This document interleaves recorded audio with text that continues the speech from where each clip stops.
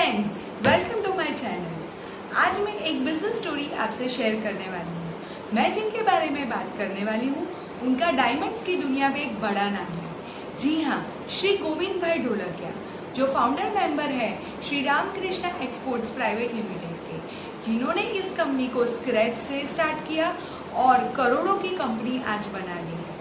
तो चलिए जानते हैं इनके बारे में। गोविंद भाई का जन्म हुआ गुजरात के एक छोटे से गांव दुधाला में इन द ईयर 1947। किसानों की फैमिली से बिलोंग करते हैं। ये 5 भाई हैं और 2 बहनें हैं। ये 5th चाइल्ड है। इनके मम्मी डैडी किसान थे और दिन रात काम करते थे खेतों में ताकि बड़ी फैमिली को चला सके। गोविंद भाई ने सूरत के डायमंड पॉलिशिंग बिजनेस के बारे में बहुत सुना था, बट उन्होंने पहले अपनी पढ़ाई गांव दुधाला में की 4th स्टैंडर्ड तक, और आगे के 7th स्टैंडर्ड तक की पढ़ाई उन्होंने बाजू के गांव लाठी से की। फिर वो अपने दोनों बड़े भाइयों के साथ at a very tender age in the year 1964 वो आते हैं सूरत, और यहाँ पर वो घाट वर्क सीखना स्टार्ट करते हैं और कमाना शुरू करते हैं। उनकी पहली सैलरी सिर्फ 103 रुपये जो उन्हें मिलती है 6 महीने के बाद।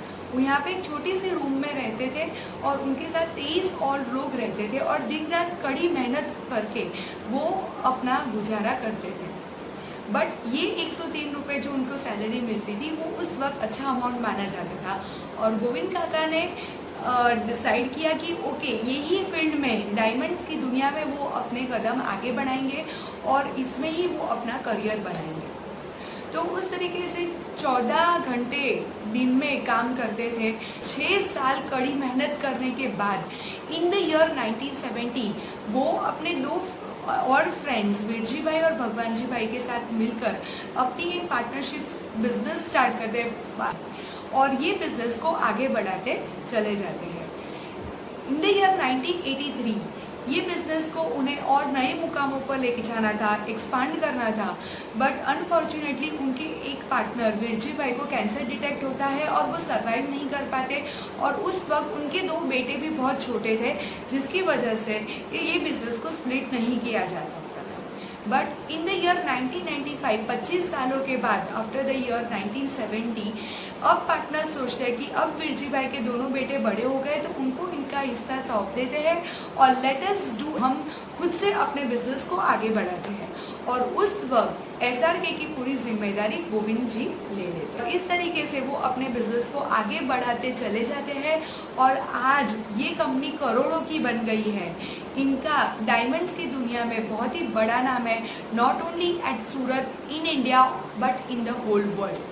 इनकी ऑफिसेस 7 अलग अलग कंट्रीज में है और इनके डायमंड्स मोर देन 175 कंट्रीज में सेल होते हैं। They have a very strong foothold salary market of New York, Hong Kong and Mumbai.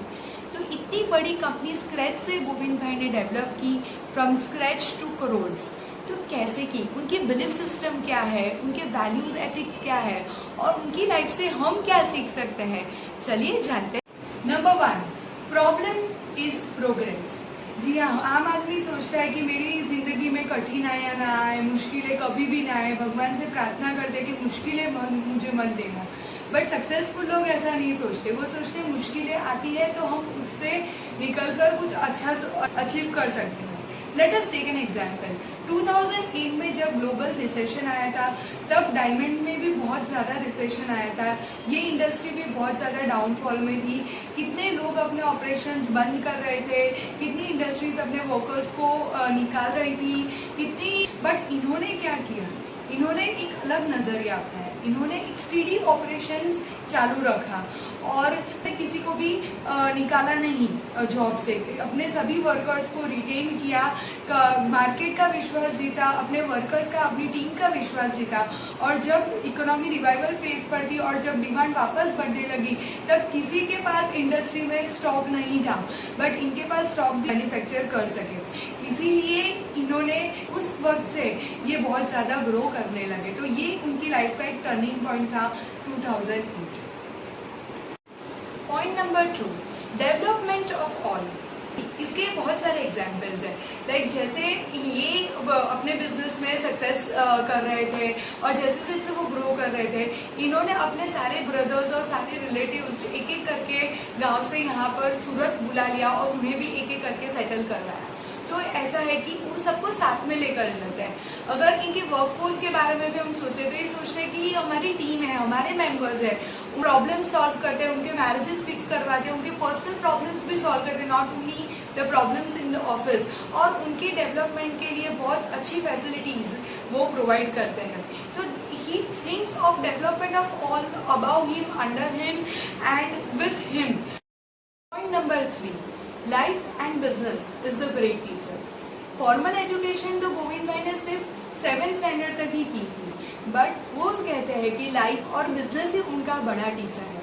Business से उन्होंने बहुत सारे लेसन सीखे, like leadership, entrepreneurship, time management, how to build a good team, how to solve problems, how to about knowledge about the global economy.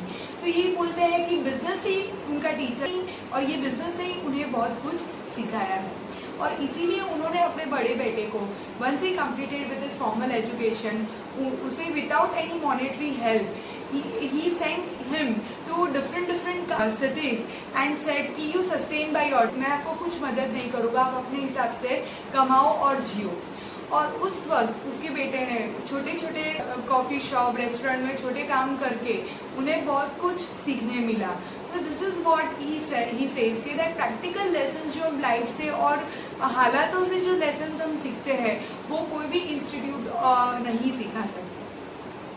Number 3, his values and beliefs. See, this is very powerful sentence.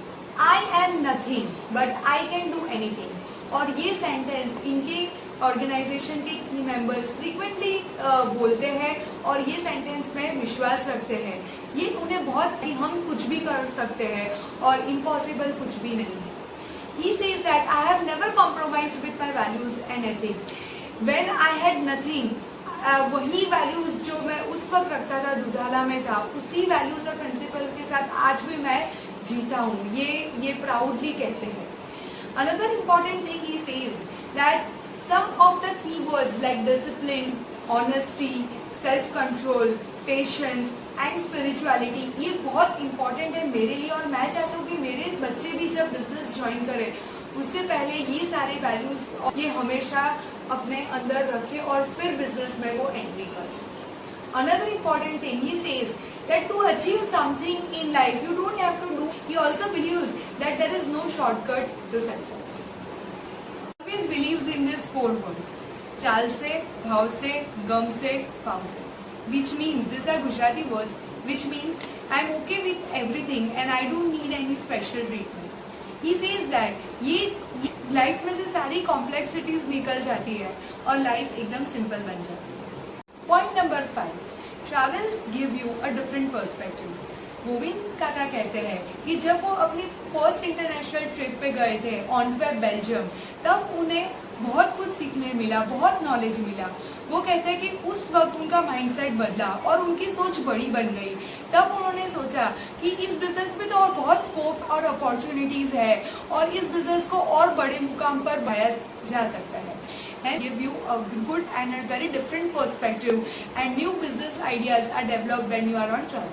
तो मुझे लगता है कि आपको ये video बहुत ही पसंद आया होगा और इन्होंने अपनी एक ऑटोबायोग्राफी भी लिखी है, diamonds are forever, so are the values. तो आप इस बुक को भी खरीद सकते हैं और इनके बारे में और बहुत कुछ जान सकते हैं। सो अगर आपको इस वीडियो को पसंद आया है तो आप इस वीडियो को लाइक कीजिए एंड हाँ, मेरी चैनल को सब्सक्राइब ज़रूर कीजिए। Press that bell icon. Till then, meet you in the next video. Bye friends.